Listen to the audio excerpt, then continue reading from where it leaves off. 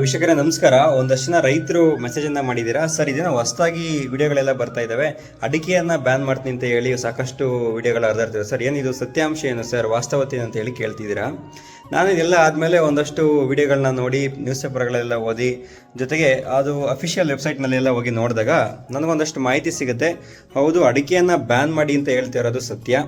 ಆದರೆ 2024 ಅಕ್ಟೋಬರಲ್ಲಿ IARC ಒಂದು ಸಂಸ್ಥೆ, ಅಂದರೆ WHO ಸಂಬಂಧಪಟ್ಟಂಥ ಒಂದು ಸಂಸ್ಥೆ ಈ ಮಾಹಿತಿಯನ್ನು ಕೊಟ್ಟಿರುತ್ತೆ. ಈ ರೀತಿ ಬಾಯಿ ಮತ್ತು ಅನ್ನನಾಳದ ಕ್ಯಾನ್ಸರ್ ಏನಿದೆ ಅದು 100 ಜನಕ್ಕೆ ಬಂದರೆ ಅದರಲ್ಲಿ 30 ಜನಕ್ಕೆ ಅಡಿಕೆ ಮತ್ತು ಒಂದು ಹೊಗೆರಹಿತ ತಂಬಾಕಿಂದ ಬರ್ತಾ ಇದೆ ಅಂತ ಹೇಳಿ ಮಾಹಿತಿಯನ್ನು ಕೊಟ್ಟಿರುತ್ತೆ. ಇದನ್ನು ಸಾಕಷ್ಟು ವಿಶ್ವದಲ್ಲಿ ಬೇರೆ ಬೇರೆ ಸಂಸ್ಥೆಗಳು ಕೂಡ ಒಪ್ಕೊಂಡಿರುತ್ತೆ. ಆದರೆ ನಮ್ಮಲ್ಲಿರುವಂತಹ ಕೆಲವೊಂದು ಸಂಸ್ಥೆಗಳು, ಅಂದರೆ ಕ್ಯಾಂಪ್ಕೋ ಸಂಸ್ಥೆ ನೇರವಾಗಿ ಹೇಳುತ್ತೆ, ಈ ರೀತಿ ಇದ್ದರೆ ನಮ್ಮಲ್ಲಿರುವಂತಹ ಸಂಸ್ಥೆಗಳೇನಿದ್ದಾವೆ ಅವು ಭಾರತೀಯ ಅಡಿಕೆಯನ್ನು ಸಂಶೋಧನೆಗೆ ಒಳಪಡಿಸಿ ಕ್ಯಾನ್ಸರ್ ಬರುತ್ತಾ ಇಲ್ವಾ ಅಂತ ಹೇಳಿ ಚೆಕ್ ಮಾಡಿ ಹೇಳಿ ಅಂತ ಹೇಳಿ ಕೇಳುತ್ತೆ.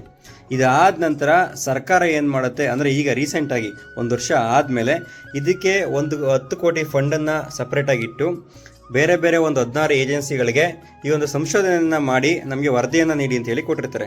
ಈ ವರದಿ ಬರಲಿಕ್ಕೆ ನಿಮಗೆ ಕನಿಷ್ಠ 3 ವರ್ಷ ಬೇಕು, 2 ರಿಂದ 3 ವರ್ಷ. ಸೊ ಈ ವರದಿ ಬಂದ ಮೇಲೆ ಗೊತ್ತಾಗುತ್ತೆ ಕ್ಯಾನ್ಸರ್ ಬರುತ್ತಾ ಇಲ್ವಾ ಅಂತೇಳಿ. ಅಲ್ಲಿವರೆಗೂ ಕೂಡ ಯಾವುದೇ ರೀತಿಯ ಅಡಿಕೆ ಮೇಲೆ ಯಾವುದೇ ರೀತಿಯ ಒಂದು ನಿರ್ಬಂಧನೆ ಕೂಡ ಹೇರಲಿಕ್ಕಾಗಲ್ಲ ಅಥವಾ ಬ್ಯಾನ್ ಕೂಡ ಮಾಡಲಿಕ್ಕಾಗಲ್ಲ. ಸೊ ಇದು ಈ ಒಂದು ಏನು ಅಡಿಕೆಯನ್ನು ಬ್ಯಾನ್ ಮಾಡಿ ಅಂತ ಹೇಳ್ತಿದಾರಲ್ಲ ಅದರಲ್ಲಿರುವಂಥ ವಿಚಾರ.